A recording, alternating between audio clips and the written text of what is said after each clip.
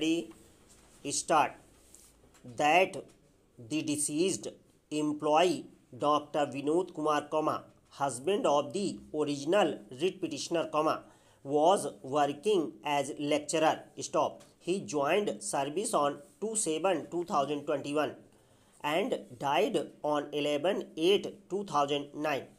While in service. Stop. The original writ petitioner, wife of the deceased employee, applied for payment of gratuity due to her husband, but the same was rejected on the ground that the husband of the petitioner, while in service, had not opted for retirement at the age of 60 years. Stop.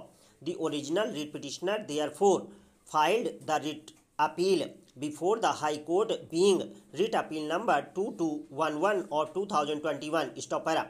Relying upon and following the earlier decisions of the High Court, and by observing that if the deceased employee would have been alive, he would have retired in 2026, if he had opted for retirement at the age of 60 years and before he could opt for retirement at the age of 60 years, he died, therefore, the learned single judge allowed the writ petition and directed the appellant to compute the amount payable to her husband towards gratuity, quantified in accordance with the relevant government orders, with the interest at the rate of 8% per annum from the date of filing of the application for gratuity till the amount is actually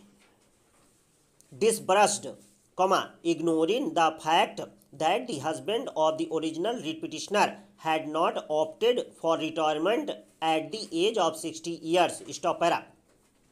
We have heard learned counsel for the respective parties at length. Stop.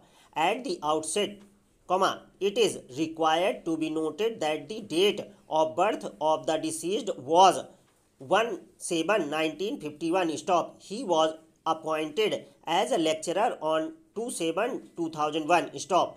He would have completed 60 years of his age on 30/6/2011. Stop. As per government order dated 16/9/2009, he would have exercised his option to retire at the age of 60 years on or before 1/7/2010, however, before he could exercise the option, unfortunately he died. Stop. In fact, he had died even prior to the government order. Stop. He had died on 11/8/2009, whereas the government order is dated 16/9/2009. Stop. Therefore, there was no chance for him to exercise any option at all. Stop. There is hence no merit in this appeal. Stop. The High Court has rightly observed that the respondent would be entitled to the benefit of the government order dated 16/9/2009 and would be entitled to the benefit of death cum retirement gratuity, being the heirs of the deceased employee. Stop. At this stage, it is required to be noted that it is not the case on behalf of the appellants that if the deceased employee would have exercised the option, even then he would not have been entitled to the benefit of death cum retirement gratuity under the scheme. Stop. The death cum retirement gratuity is the benevolent scheme, and the same is extended to the respondent being heirs dependent of the deceased employee by the learned single judge, confirmed by the division bench. Stop. In the facts and circumstances of the case, no interference of this court is called for. Stop. In view of the above and for the reasons stated above, the present appeal fails and deserves to be dismissed and is accordingly dismissed.